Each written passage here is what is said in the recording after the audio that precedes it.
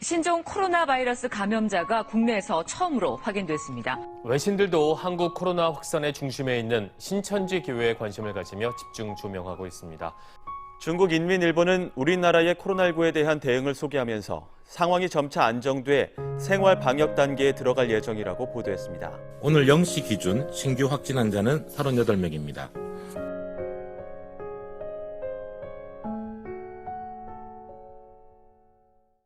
모두들 청랑! 여러분 그동안 잘 지내셨나요?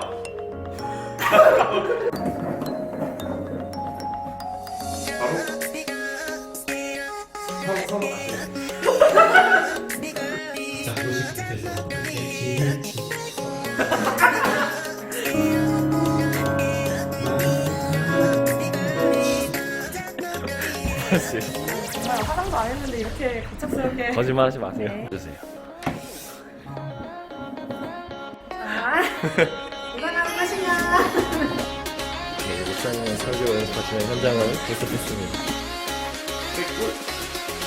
야, 라면 있냐?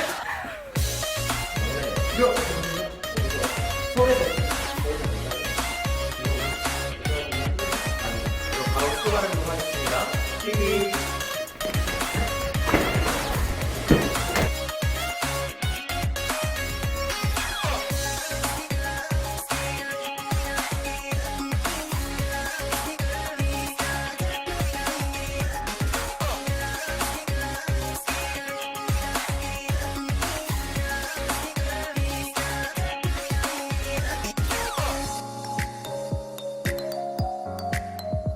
잘 먹겠습니다. 잘 먹겠습니다. 잘 먹겠습니다. 이렇게 먹고.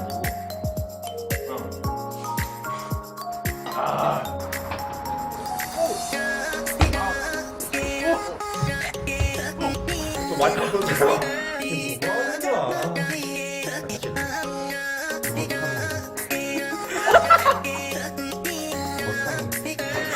좋아하지 말라고 어떡하는 거냐고. 나 좋아하지 말라고. 하나, 둘, 셋. 세노.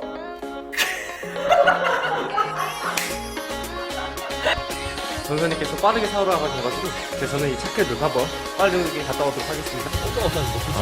그럼 한 번 더 붙이세요. 하나님. 여기 오세요.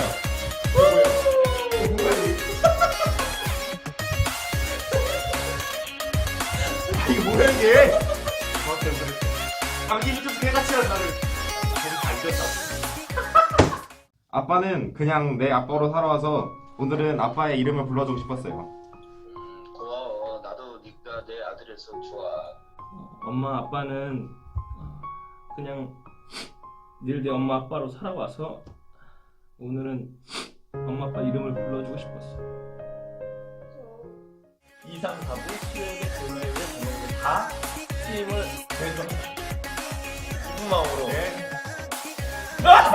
저기 영상이나 전사님께서 사연했던 보면서 진짜 내가 쉽지 않다. 저는 항상 제가 부족하다고 생각합니다. 저 보면 너무 부끄러워요 제 자신이.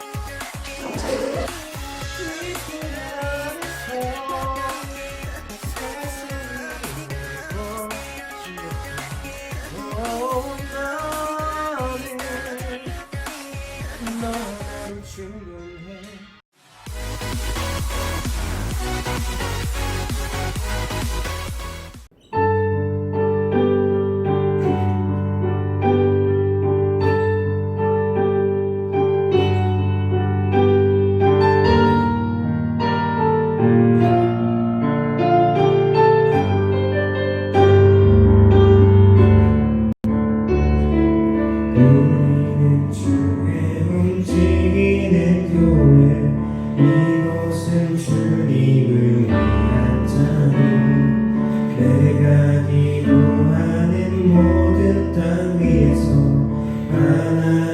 예배받을 그날을 고대하네. 우리는 주의 움직이는 교회, 이곳은 주님을 위한 자리. 내가 기도하는 모든 땅 위에서 하나님 예배받을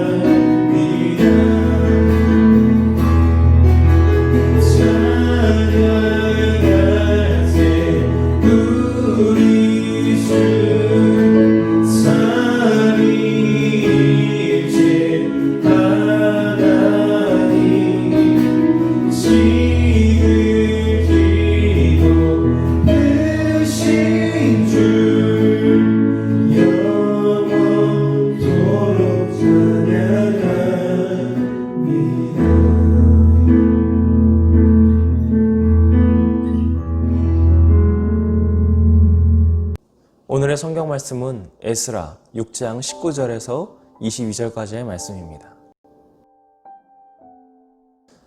에스라 6장 19절에서 22절까지의 말씀을 제가 봉독하겠습니다.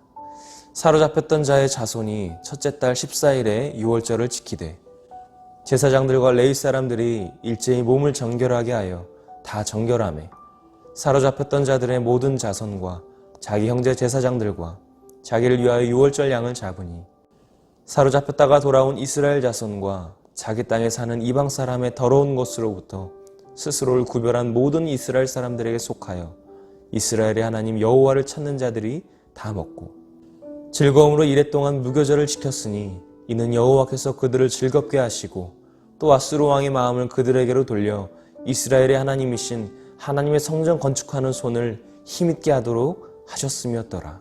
아멘. 네, 오늘은 처음부터 다시 시작이란 제목으로 하나님의 말씀을 전하도록 하겠습니다. 드디어 약 3개월 만에 교회학교의 성전 예배가 회복되었습니다.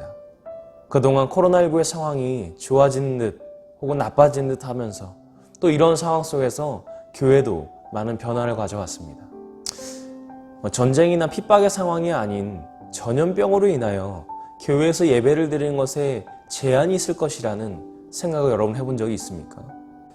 그러나 하나님께서는 이런 상황 가운데서도 일하셨고 또 지금도 일하시고 또 앞으로도 일하실 것을 우리는 기대할 수 있어요. 우리도 오늘 그 일하심을 통해서 참된 예배자가 되기를 소망합니다. 전염병으로 인해서 전 세계가 혼란을 겪었고 또 세계의 판도가 완전히 뒤바뀌었습니다. 그동안 감춰져 있던 것들이 드러나기도 하고 또 의도치 않게 교회의 핍박도 있었습니다. 그런 가운데 많은 교회들이 예배의 회복을 위해서 간절히 기도하는 시간이 되었고 지금 성전에서 예배가 회복된 우리의 마음도 이전과는 달라졌을 거라고 생각됩니다. 그런데 예배드릴 교회가 없다는 것보다 더 큰 문제는 예배드리고자 하는 마음이 없다는 것입니다. 장소는 때에 따라서 바뀔 수 있어요. 우리가 지난 3개월 동안 영상으로 예배를 드렸던 것 같이 그렇게 예배를 드릴 수도 있고 또 가정에서 가정 예배를 드릴 수도 있고 또 골방에서 하나님과의 깊은 교제를 할 수도 있어요. 그러나 우리의 마음의 중심이 하나님께 없다면 그 예배는 아무런 의미가 없게 됩니다. 성전에서 예배가 회복된 이때에 오늘 우리는 말씀을 통해서 중요한 사람들을 만나고 또 그들이 하나님의 역사에 하나님의 그 일하심에 어떻게 동참했는지 우리가 알아보고자 합니다. 먼저 하나님께서는 상상할 수 없는 방법으로 일하십니다. 오늘 우리가 읽은 본문 말씀은 바벨론의 포로에서 돌아온 이스라엘 사람들이 성전을 회복하고 성전 봉헌식을 한 뒤에 유월절을 지키는 모습이에요. 유월절은 이스라엘 백성들이 애굽을 탈출했던 것을 기념하는 아주 중요한 절기입니다. 그렇다는 것은 성전을 다시 재건하고 또 솔로몬이 성전 봉헌식을 했던 것처럼 의식을 치르고 포로에서 귀환했던 사람들이 유월절을 지켰다는 것은 굉장히 중요한 의미를 가지고 있어요. 어쩌면 이스라엘 사람들은 바벨론의 포로가 되었을 때 그들이 살아생전에는 자신의 고향 땅을 밟을 수 없을 것이라는 생각을 했을지도 몰라요. 그런데 바벨론을 멸망시킨 바사 왕국의 고레스 왕으로부터 이스라엘은 귀환 명령을 받게 됩니다. 바사는 다른 말로 페르시아입니다. 그리고 고레스 왕의 입에서 나온 말은 참으로 놀라운 일이 아닐 수 없어요. 이스라엘의 하나님은 참 신이시라. 너희 중에 그의 백성된 자는 다 유다 예루살렘으로 올라가서 이스라엘의 하나님 여호와의 성전을 건축하라. 그는 예루살렘에 계신 하나님이시니라. 이스라엘을 점령했던 그 바벨론을 무너뜨렸던 강대국의 왕의 입에서 하나님을 참 신으로 고백하고 있습니다. 그리고 포로들을 향해서 너희가 만약에 하나님의 백성이라면 예루살렘으로 돌아가서 그 무너졌던 성전을 재건하라고 명령합니다. 이스라엘 백성들에게 참으로 감격스러운 일이 아닐 수 없었어요.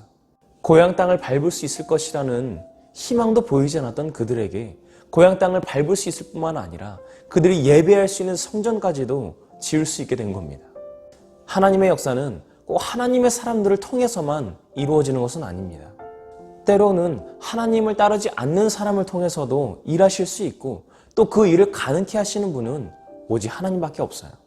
그리고 오늘 우리가 이렇게 예배할 수 있을 때까지 예배가 회복되기까지 많은 걱정과 염려가 있었지만 다시 회복될 줄 알았고 결국 회복되었습니다. 오늘 우리 청소년부 친구들이 예배실에 들어올 때 환영을 받았어요. 그리고 자리에 앉아서 예배를 기다리고 있었죠. 그런데 시간이 흘러도 아무도 예배를 시작하지 않았어요.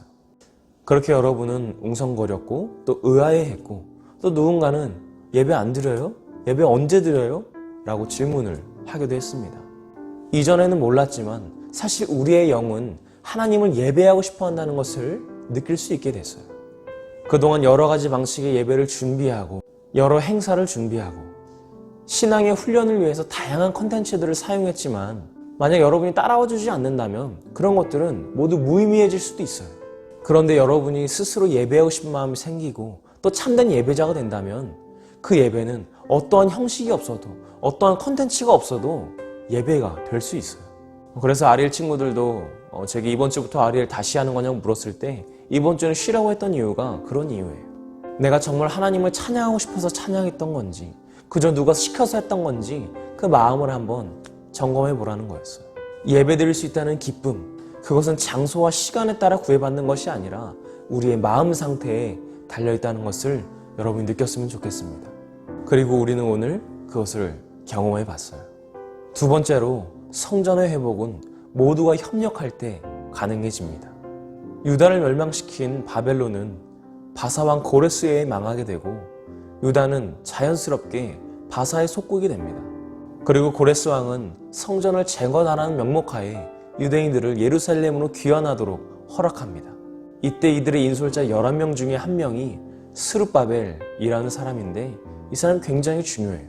곧 스룹바벨과 예수아와 느헤미야와 스라야와 르엘라야와 모르드게와 빌산과 미스발과 비그웨와 르흠과 바하나 등과 함께 나온 이스라엘 백성의 명수가 이러하니 인솔자 11명의 이름을 나열하는데 그 중에 첫 번째로 나온 사람이 스룹바벨이에요. 스룹바벨은 성전을 재건하는데 중요한 인물 중에 한 명일 뿐만 아니라 다윗의 후손이자 예수님의 족보에 나오는 사람입니다. 스룹바벨이라는 사람과 예수님의 연결성에 대해서는 우리가 다음 주에 더 자세하게 이야기를 나누고자 합니다. 어쨌든 스룹바벨과 10명의 인솔자들과 함께 이스라엘 백성들이 다시 그들의 고향으로 되돌아가게 됩니다. 이때 돌아간 사람들의 수가 49,897명이었어요. 그리고 그들이 고향에 돌아와서 하나님의 제단을 쌓고 또 하나님께 번제를 드렸습니다. 하나님께 번제를 드릴 제단은 있었지만 하나님께 예배드릴 공간은 없었기 때문에 그들이 성전 재건을 계획합니다. 예루살렘에 있는 하나님의 성전에 이른 지 2년 둘째 달에 스알디엘의 아들 스룹바벨과 요사닥의 아들 예수아와 다른 형제 제사장들과 레위 사람들과 무릇 사로잡혔다가 예루살렘에 돌아온 자들이 공사를 시작하고 그렇게 공사를 시작했지만 공사를 방해하는 세력들 때문에 16년 동안 그 공사가 중단됩니다. 그리고 다리오 왕 2년에 다리오 왕이 성전을 재건하라는 조서를 내려서 다시금 성전이 재건될 수 있었습니다. 그리고 학개 선지자와 스가랴 선지자를 통한 하나님의 말씀이 이스라엘 백성들을 움직이기 시작했습니다. 그리고 이후에는 느헤미야 총독이 부임하게 되는데 이는 예루살렘 성전을 보호하기 위한 성벽을 쌓는 일을 하기 위해서였어요. 이처럼 하나님의 성전을 짓는 것은 너무나 중요하고 귀한 일임에도 불구하고 어떤 한 사람이 좋은 목적을 가지고 시작했음에도 불구하고 그것이 꼭 무조건 가능한 것은 아니에요. 다윗이 좋은 목적을 가지고 하나님의 성전을 지으려고 했을 때 하나님께서 막으셨던 것과 비슷한 이유입니다. 오늘날의 경우만 봐도 그래요. 코로나19의 사태가 이렇게 심각해질 줄 몰랐어요. 그리고 좀 나아질 줄 알았는데 다시 심각해졌고 또 그것으로 인해서 예배의 재개가 계속해서 미뤄지다가 드디어 이제서야 예배가 회복되었어요. 아직은 많은 사람이 염려 때문에 코로나 이전의 상태보다는 적은 인원으로 예배하고 있지만 이 또한 너무나 감사하고 귀하고 값진 일이에요.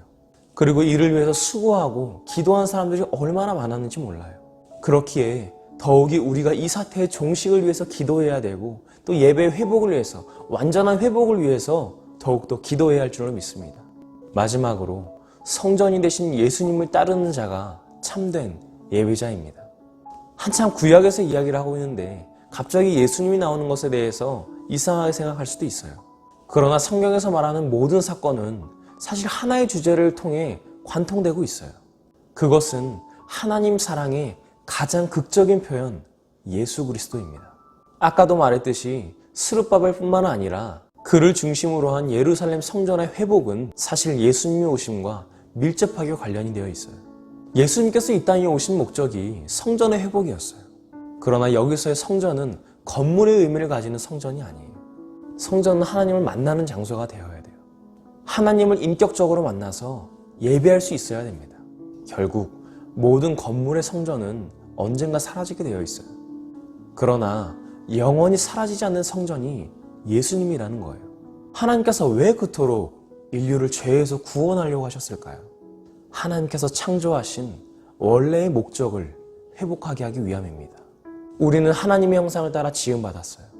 그러나 죄가 우리에게 침투한 이유로 하나님과 우리의 사이가 끊어졌어요. 그러나 그 관계를 다시 회복하기 위해서 예수님께서 이 땅에 우리를 위해 오셨어요. 그리고 자신을 내어서까지 하나님과 우리의 사이를 연결시키고 연합시키는 성전이 되어주신 것입니다. 스룹바벨이 지었던 성전도 헬라 왕국에 의해서 무너졌어요.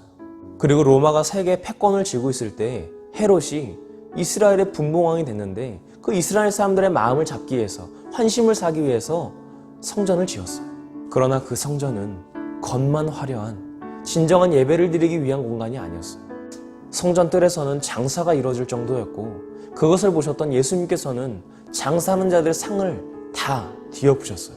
예수께서 대답하여 이르시되 너희가 이 성전을 헐라 내가 사흘 동안에 일으키리라.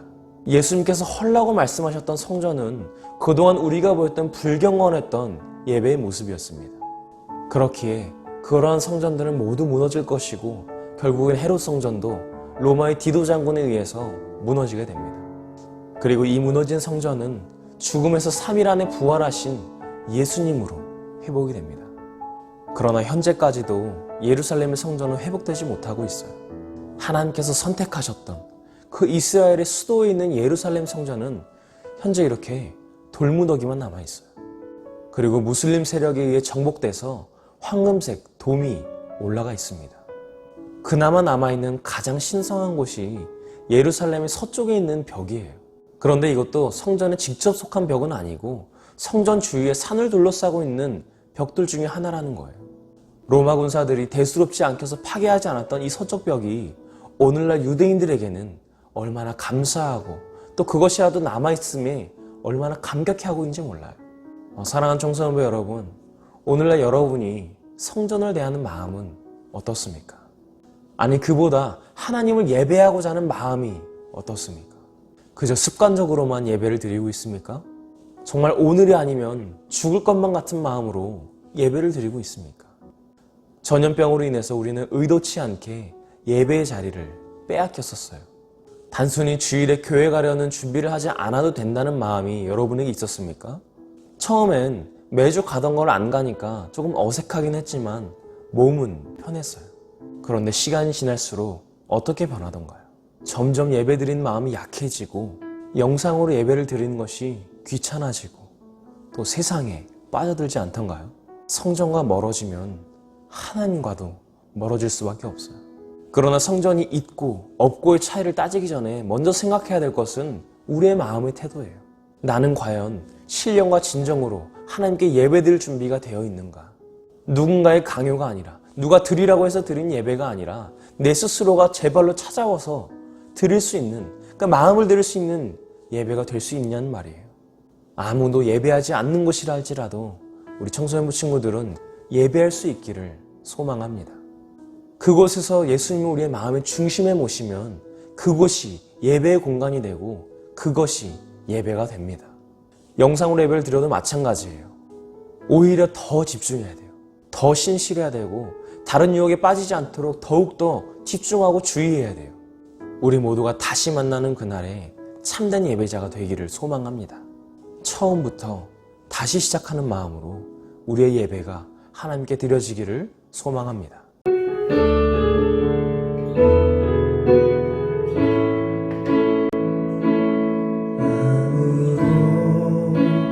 예배하지 않는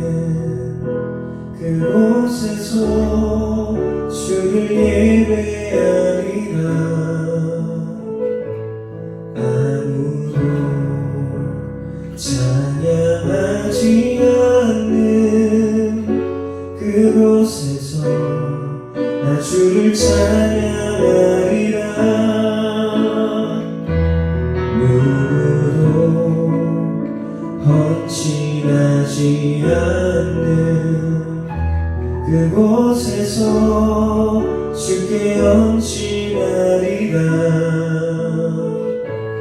누구도 증거하지 않는 그곳에서 나 주를 증거하리라. 내가 받는 모든 땅 주를 예배하게 하소서. 주의 보혈로 덮어지게 하소서. 내가 성이고 주의 거룩한 곳 되게 하소서. 주의 향기로 물들이소서. 내가 받는 모든 땅 주를 예배하게 하소서. 주의 보혈로 덮어지게 하소서. 내가 선이고 주의 거룩한 곳 되게 하소서. 주의 향기로 물들이소서. 이 시간 기도하실 때 우리의 성전이 회복되기를 원합니다. 우리 예배가 회복되기를 원합니다. 예수를 향한 첫사랑을 회복하길 원합니다. 참된 예배자가 되게 하여 주시옵소서. 주님은 크게 한번 부르시고 동성으로 기도하겠습니다. 주여! 아버지 하나님, 우리의 신들이 회복되기를 원합니다. 우리 예배가 회복되기를 원합니다. 예수를 향한 첫사랑을 회복하기를 원합니다.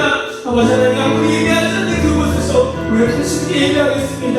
우리가 하나님의 중심이 치는 게 있다면 우리가 있는 어느 곳이든 상관없습니다. 장소가 없어도 괜찮고 환경이 없어도 괜찮습니다. 우리가 당신만을 예배할 수 있도록 인도해 주시옵소서. 우리 예배하지 못하게 하는 하나님과 우리 가까이 하지 못하게 하는 박해세를 물리쳐 주시옵시고 사탄 원세를 물리쳐 주시고 오직 예수 그리스도의 보혈로 우리 주께 향할 수 있도록 인도해 주시옵소서. 아무도 증거하지 않고 아무도 가려고 하지 않고 아무도 헌신하려고 하지 않는 그곳에서 우리 당신을 찾아야 원합니다. 당신을 예배하길 원합니다. 내가 어디든지 그곳이 예배 성으로 되게 하시옵소서. 내가 받는 그곳이 예배 축소가 되게 하시고 내가 만나는 사람이 예배 기사가 되게 하시며 내가 어느 곳에 있는지 가장 깊은 어둠 속에 있을 때에도 우리 주님만을 향해 찬양할 수 있도록 인도하여 주시옵소서. 지난 성경도 우리 예배에 모여서 예배하지 못했던 것 이 시간을 다시 처음부터 시작하는 마음으로 주님 예배할 수 있도록 인도하여 주시옵시고 우리가 모두 함께하지 못하지만 우리가 각자의 자리에서 각자의 처소에서 각자의 상황에 먹게 예배할 때마다 하나님께서 우리를 통일하는 은혜가 허락하여 주시옵소서. 이곳에 모여서 예배하는 은혜가 우리 모든 친구들에게 할 수 있도록 인도하여 주시옵시고 우리의 마음속에 우리 너무 두려워하지 않는 마음 우리 마음속에 어떤 하나님을 찬양할 수 있고 예배할 수 있는 마음이 우리 안에 온전히 임할 수 있도록 인도하여 주시옵소서. 주님, 지난 3개월간 우리는 성전에 모이지 못했습니다. 그리고 지금 이 자리에 다시 모여 주님께 예배드립니다. 비록 모든 친구들이 함께 모이지는 못했지만 다시 성전에서 예배가 회복되었다는 기쁜 복음의 소식을 경험하게 하여 주시옵소서. 아직 이 사태가 종식되지 못하여 불안한 마음도 있습니다. 하루속히 전염의 사태가 끝나게 하시고 그때까지 각자의 자리에서 가장 신실하고 진실된 모습으로 예배드리게 하여 주시옵소서. 말씀 붙들고 한 주간 살아갈 때 큰 힘 주시고 세상과 분별되어 살아가는 청소년 친구들과 선생님이 되게 하여 주시옵소서. 모든 말씀 예수님으로 간절히 기도합니다. 아멘. 하늘에 계신 우리 아버지여, 이름이 거룩히 여김을 받으시오며 나라가 임하시오며 뜻이 하늘에서 이루어진 것 같이 땅에서도 이루어지이다. 오늘 우리에게 일용할 양식을 주시옵고 우리가 우리에게 죄 지은 자를 사하여 준 것 같이 우리 죄를 사하여 주시옵고 우리를 시험에 들게 하지 마시옵고 다만 하나님께서 구하시옵소서. 나라와 권세와 영광이 아버지께 영원히 있사옵나이다. 아멘.